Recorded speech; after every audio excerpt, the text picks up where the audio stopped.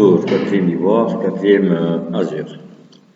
Comme je vous l'avais promis, dans le cadre de notre leçon Espace et paysages de l'urbanisation, on devait faire deux études de cas. La première, c'était Espace et paysages urbains d'Istanbul. Et la deuxième, c'est justement le cas Espace et paysages de Mexico, mégalopole sud-américaine. Alors aujourd'hui, on va se consacrer à Istanbul, espace et paysages urbains d'Istanbul.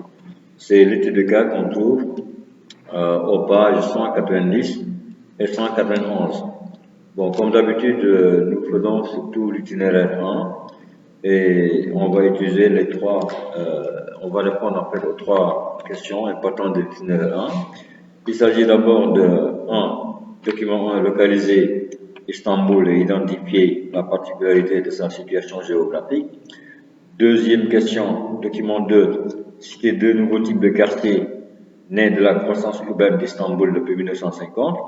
Et troisième question, document 1, 3, 4 et 5, pour chacun des trois quartiers présentés, préciser sa localisation, centre ou périphérie, ses activités dominantes, décrivez son paysage en une phrase. Voilà en fait les questions auxquelles on devait répondre. Alors, commençons par la première question. Localiser Istanbul et identifier la particularité de sa situation géographique. Istanbul, comme vous le voyez dans la cartouche, c'est-à-dire la petite carte dans le cercle à la page 190, est située en Turquie, disons vers le nord-ouest. Est situé sur le Bosphore, qui est un canal qui relie la mer de Marmara au sud à la mer Noire au nord, qui n'apparaît pas ici dans cette carte, mais c'est la mer Noire qui est au nord. Maintenant, la situation géographique d'Istanbul, elle est assez particulière parce qu'Istanbul est situé en fait sur deux continents. À l'ouest, vous avez l'Europe et à l'est, vous avez l'Asie. En fait, ces deux continents séparés ici par le Bosphore, et Istanbul est, disons, sur les rives du Bosphore, donc sur les deux côtés. Vous savez, en géographie, on a souvent des situations de ce genre-là. C'est-à-dire qu'un fleuve sépare en fait deux parties d'une ville. Un fleuve, c'est une voie de communication. C'est comme une rue. Quand une ville vient s'installer le long d'une rue, elle ne va pas se mettre d'un côté et laisser l'autre côté. Donc, elle va se mettre des deux côtés. Maintenant, il arrive que ce fleuve traverse en fait, coule dans un pays. Si vous prenez la Seine c'est en France que ça coule, et Paris est situé sur les deux rives. Vous avez la rive droite, la rive gauche, c'est toujours Paris. Mais quand vous prenez le fleuve Sénégal, qui sépare le Sénégal de la Mauritanie, vous avez des villes qui sont en face l'une de l'autre. Par exemple, vous avez Rosso Sénégal en face de Rosso Mauritanie, vous avez Bogué en face de Demet, Tienel, un petit quartier, un petit village à côté de Bogué, en face de Demet, où d'ailleurs les gens, le vendredi, ils prennent leur bain à Tienel et ils vont aller traverser le fleuve pour aller prier la prière du vendredi au Sénégal et revenir. Donc c'est dire que c'est des villes très proches. Et si vous allez maintenant entre le Congo et la République du Congo et la République démocratique du Congo, c'est le fleuve Congo ou Zaïre qui sépare les deux capitales, Kinshasa et Brazzaville. Donc ça, c'est des situations comme ça en géographie. Donc Istanbul a la particularité d'être situé sur deux continents, de part et d'autre du Bosphore qui sépare l'Europe à l'ouest de l'Asie à l'est. Voilà donc la réponse à la première question. Pour la deuxième question, deux nouveaux types de quartiers nés de la croissance urbaine d'Istanbul depuis 1950. Vous savez, Istanbul en 1950 comptait 1 million d'habitants. Aujourd'hui, Istanbul en compte 20 millions d'habitants. Cela veut dire que la ville s'est étendue, que la ville a connu une croissance assez rapide, très rapide d'ailleurs. Donc, pour loger ces 20 millions d'habitants, il a bien fallu que l'espace en fait devienne plus grand. C'est ça qui fait donc que quand vous regardez la carte, vous avez un certain nombre de flèches. C'est des flèches rouges qui montrent la direction vers laquelle la ville s'est étendue. C'est ce qu'on appelle l'étalement urbain.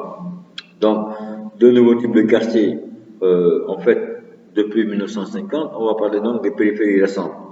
Vous avez en couleur jaune, c'est des périphéries récentes, mais c'est des quartiers populaires. Donc c'est des quartiers populaires, c'est-à-dire où ce n'est pas la population la plus aisée qui s'est installée. Donc on peut avoir par exemple vers le sud-est Pendik, on peut avoir un peu vers l'est Sankak Tepe et un peu vers le nord on peut avoir Omraniye. Ça c'est des quartiers périphériques récents, populaires. Mais vous avez aussi à côté des quartiers périphériques récents, mais c'est des quartiers aisés, comme Kadikoy vers le sud-est, donc sur la mer de Marmara, et comme Bakirkoy vers le sud-ouest, c'est toujours sur la mer de Marmara. Donc voilà des quartiers périphériques par rapport justement au centre de la ville qui est Fatih, c'est la partie acculée sur le Marmara toujours, donc sur la carte. Voilà donc pour les deux types de quartiers. Vous avez des quartiers récents aisés et des quartiers récents populaires. Maintenant, par rapport à la question 3, vous avez en fait trois photos. 3, c'est Istanbul la moderne, 2014. 4, le quartier de Fatih, 2014. Et 5, Gaziosman Pasha, un quartier périphérique populaire, 2014. Alors, si on prend le document 3, voilà un type de quartier, c'est Istanbul la moderne, Sicily, un quartier résidentiel et d'affaires, urbanisé donc au cours du XXe siècle. Quand vous regardez dans votre carte, Sicily, c'est un peu au nord de Fatih. Donc, vu la couleur justement orange, c'est un quartier périphérique aisé, donc caractérisé ici par un paysage assez particulier pour les quartiers, enfin un paysage normal pour les quartiers d'affaires. C'est des gratte-ciels, c'est des immeubles, c'est des tours. Donc c'est vraiment un quartier aisé avec des avenues très grandes parce que c'est un quartier d'affaires. Donc avec des bureaux, mais aussi des immeubles d'habitation. Donc la plupart des entreprises, la plupart des sociétés vont s'installer dans ce genre de quartier, notamment les banques et différents autres services. Quand vous prenez maintenant, et là c'est dans la périphérie, le 4, la photo 4, le quartier de Fatih, ça c'est le centre historique, ça c'est vraiment le centre historique, ce n'est pas la périphérie. C'est là que la ville s'est développée.